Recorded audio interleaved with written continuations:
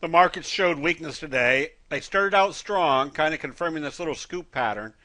But as we mentioned in our early morning comments, that it had to stay strong. If it started showing weakness, start closing out your long positions, because that would tell us that they had failed and they were taking this down, which, as you can see, they did. This also, with the selling, represented, and especially in today's magnitude of selling, we had a bearish engulfing signal, stochastics heading down. That's not a good criteria for being long. So at this point, most of the long positions have been closed out. Short positions have been added.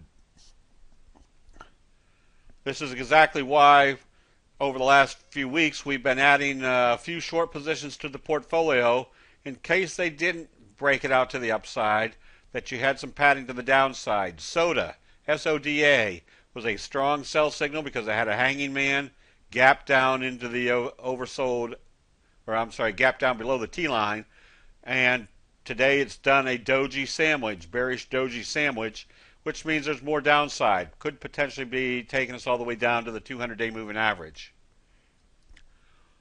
That same scenario was used on Herbalife. Notice it started its uptrend with a belt hold signal. It's starting its downtrend with a bearish belt hold signal. Rolling over. This one could move down substantially. These are situations where when you start seeing a stock roll over after a big sell signal, especially below the T-line, there's a good possibility they start banging them down hard. Makes for a good short position as well as buying puts on these trades.